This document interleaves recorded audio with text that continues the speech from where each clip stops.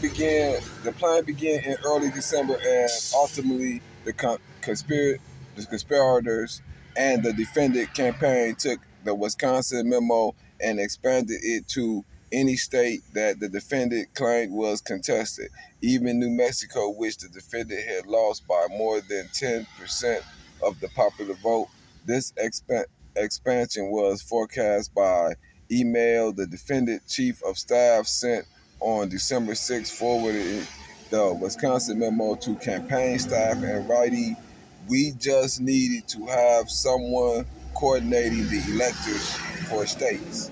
On December 6th, the defendant and co-conspirators too called the chairwoman of the Republican National Committee to ensure that the plan was in motion. During the call, co-conspirator two told the chairwoman that it was important for the RNC to help the defendant campaign gather electors in targeted states and falsely represented to her that such electors' votes would be used only if ongoing litigation in one of the states changed the results in the defendant's favor. After the RNC chairwoman consulted the campaign and heard that work on gathering electors was underway, she called and reported this information to the defendant, who responded approvingly. 57. On December 7th, co-conspirator one received the Wisconsin memo and the fraudulent elector memo. Co-conspirator one spoke with co-conspirator six regarding attorneys who could assist in the fraudulent electors' efforts in the targeted states, and he received from co-conspirator six an email identifying attorneys in Arizona, Georgia, Michigan, Nevada, New Mexico, Pennsylvania, and Wisconsin. The next day, on December 8th, co-conspirator 5 called the Arizona attorney on Conspiracy 6 list in an email. After the call, the Arizona attorney recounted his conversation with co-conspirator 5 as following. "I just talked to the gentleman who did that memo, conspirator 5. His idea is basically that all of U.S., GA, Wisconsin, Arizona, PA, etc., have our electors send in their vote, even though the votes aren't legal under federal law because they're not signed by the governor, so that members of Congress can fight about whether they should be counted on January 6th. They could potentially argue that they're not bound by federal law because they're Congress and make the law, etc." Kind of wild, creative. I'm hoping to discuss. My comments to him was that I guess there's no harm in it, legally at least. We would just be sending in fake electoral votes to Pence so that someone in Congress can make an objection when they start counting votes and start arguing that the fake votes would be counted.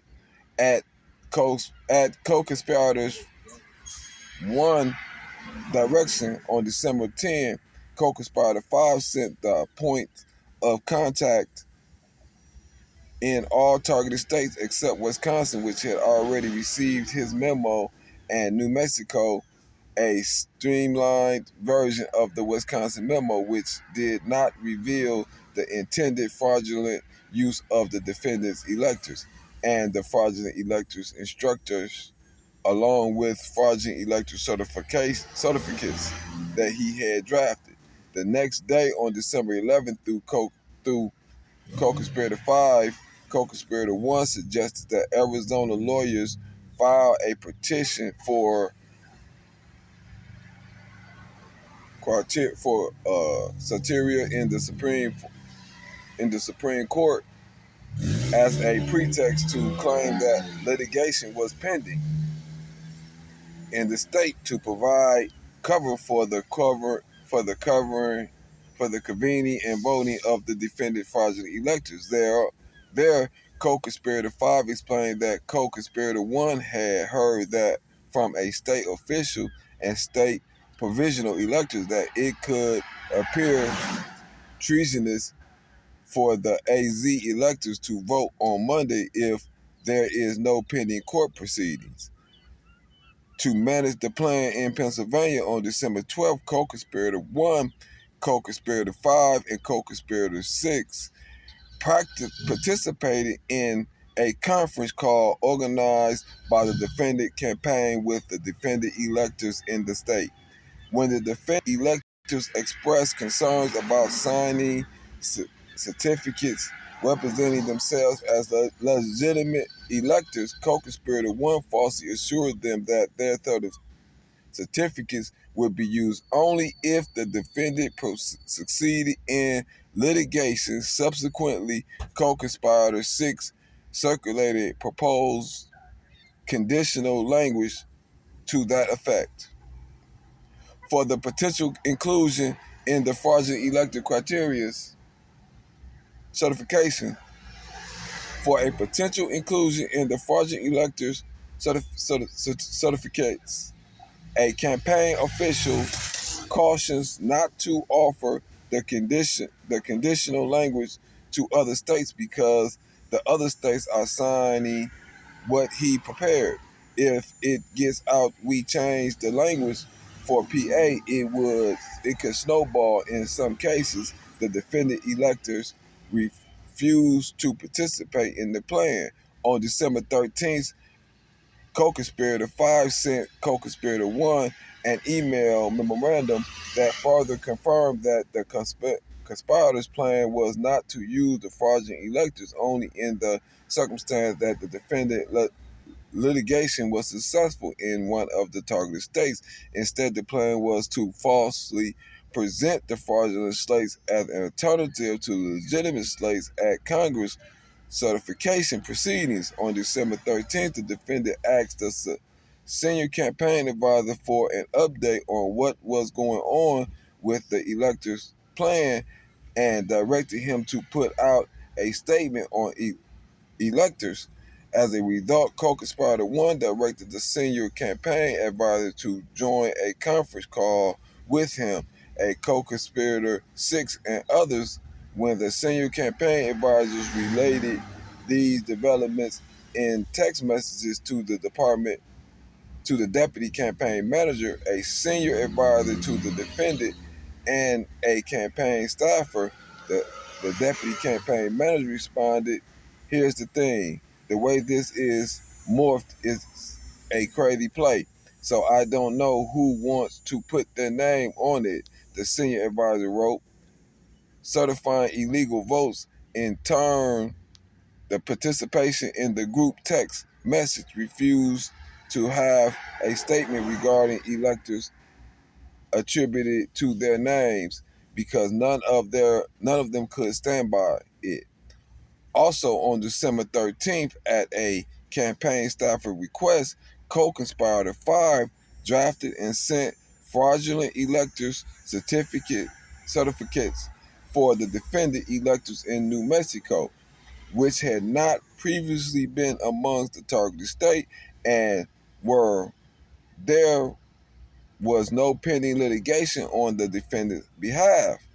The next day, the defendant campaign filed an election challenge suit in New Mexico at 11:54 a.m., 6 minutes before the noon deadline for the electors' vote, as a pretext, so that there was pending litigation there at the time the fraudulent electors voted. On December 14th, the legitimate electors of all 50 states and the District of Columbia met in their respective jurisdictions for formally cast their vote for president, results in a total of 232 electoral votes for the defendant and 306 for Biden. The legitimate electoral votes that Biden won in the states that the defendant targeted and the defendant margins of defeat was as following: Arizona, 11 electoral votes,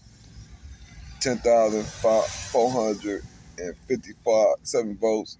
Georgia, 16 electoral votes, 11,779 votes. Michigan, 16 electoral votes. He lost by 154,188 votes. Nevada, 6 electoral votes, lost by 33,596 votes. New Mexico, 5 electoral votes, lost by 99,720.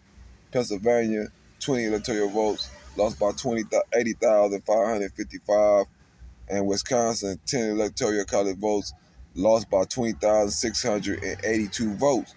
On the same day, at the direction of the defendant and co-conspirator one, fraudulent electors convened signed proceedings in the 7 targeted states to cast fraudulent electoral ballots in favor of the defendant. In some states, in order to satisfy legal requirements set forth for legitimate electoral under state law, state officials were enlisted to provide the fraudulent electoral access to state capitol buildings so that they could gather and vote there. In many cases, however, as co-conspirators 5 had predicted in the fraudulent electors' instructions, the fraudulent electors were unable to satisfy the legal requirement. Nonetheless, as directed in the fraudulent electors' instructions shortly after the fraudulent electors met on December 14th, the targeted state fraudulent electors certificates were mailed to the President of the Senate, archivist of archivists of the United States and others. The defendant and co-conspirator ultimately used the certificates of those fraudulent electors to deceitfully target the government functions, and did so contrary to how fraudulent electors were told they would be used. Unlike those of the fraudulent electors consistent with the ECA, the legitimate electors' signed certificates were annexed to the state executive certificates of ascertainments before being sent to the President of the Senate and others. That evening at 6:26 p.m., the RNC chairman forwarded the defendants through his executive assistants an email titled "Electors Recap Final," which represent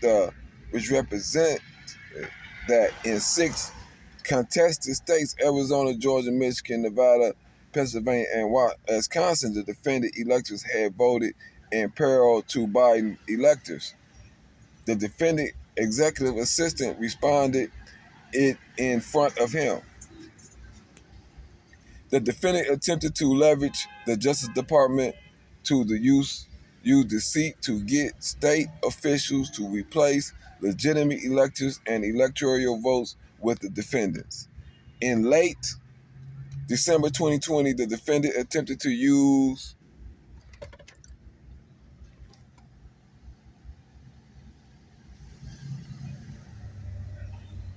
In late December 2020, the defendant attempted to use the Justice Department to make knowingly false claims of election fraud to officials in the target state through a formal letter under the acting Attorney General's signature, thus giving the defendant lies the backing of the federal government and attempting to promptly influence the target state to replace legitimate Biden electors with the defendants.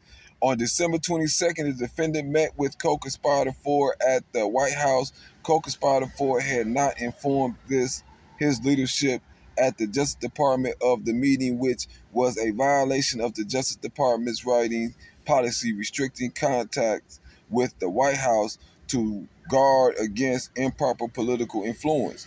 On December 26th, co-conspirator 4 spoke on the phone with the acting Attorney General and lied about the circumstances of his meeting with the defendant at the White House. Falsely claiming that the meeting had been unplanned, the acting Attorney General directed co-conspirator 4 not to have unauthorized contact with the White House again, and co-conspirator 4 said he would not. The next morning on December 27th, contrary to the acting attorney general's direction, co-conspirator 4 spoke with the defendant on the defendant's cell phone for nearly 3 minutes.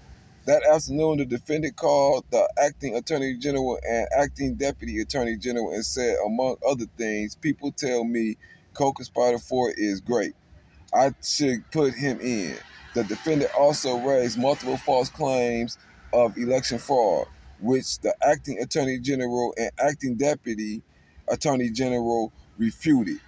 When the acting attorney general told the defendant that the Justice Department could not and would not change the outcome of the election, the defendant responded, just say that the election was corrupt, leave the rest to me and the Republican congressman.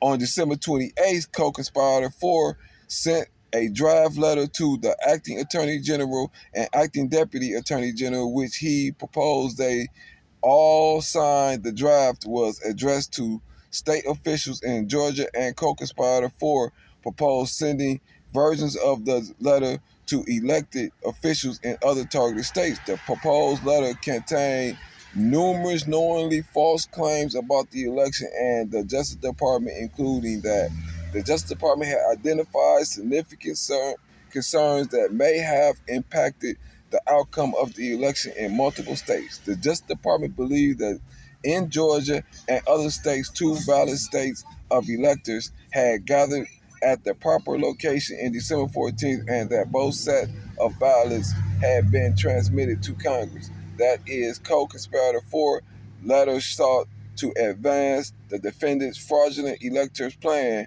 by using the authority of the Justice Department to falsely present the fraudulent electors as a valid alternative to the legitimate electors. The Justice Department urged that the state legislature convene a special legislative session to create the opportunity to, among other things, choose the fraudulent electors over the legitimate electors. The acting deputy attorney general promptly responded to the co-conspirator 4 by email and told him that his proposal letter was false writings. Despite dramatic claims to the contrary, we have not seen the type of fraud that calls into question the reported and certified results of the election.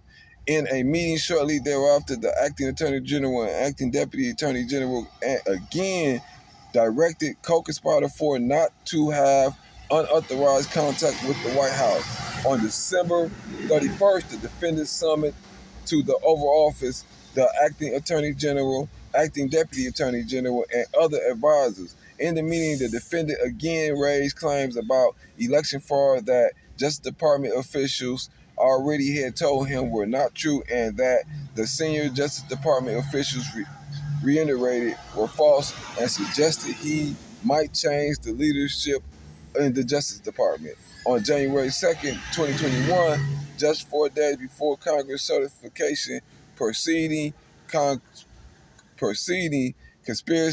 co-conspirator 4 tried to conceive the acting attorney general and acting deputy general to sign and send co-conspirator 4 draft letter, which contained false statements to state officials. He told them that the defendant was considering making co-conspirator 4 the new acting attorney general, and that co-conspirator 4 would decline the defendant offer if the acting attorney general had acting deputy attorney general would agree to send the proposal letter to the targeted state. The Justice Department officially refused. The next morning, on January 3rd, despite having uncovered no additional evidence of election fraud, co-conspirator 4 sent to a Justice Department colleague an edited version of his draft letter to the state, which included a change from its previous claims that the Justice Department had concerns to a strong false claims that as of today there is evidence of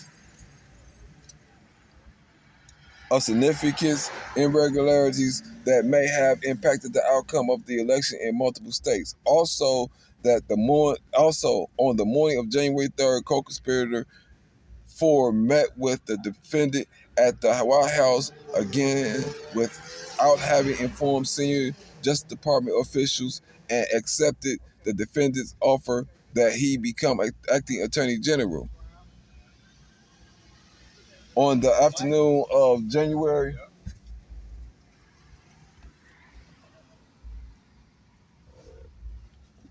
on the afternoon of January 3rd, co-conspirator 4 spoke with the Deputy White House Counsel the previous month. The Deputy White House Counsel had informed the defendant that there is no option in which you do not leave the White House. On January 20th, now the same Deputy White House Counsel tried to dissuade co-conspirator 4 from assuming the role of acting Attorney General. The Deputy White House Counsel reiterated to co-conspirator 4 that there had not been outcome determinative fraud in the election and that if the defendant remained in office, nonetheless, there would be riots in every major city in the United States. Co-conspirator 4 responded, well, Deputy White House Counsel, that's why there's an insurrection act. Also that afternoon, co-conspirator 4 met with the acting Attorney General and told him that the defendant had decided to put co-conspirator 4 in charge of the Justice Department. The acting Attorney General responded that he would not accept being fired. How you got any lottery charge? Yes.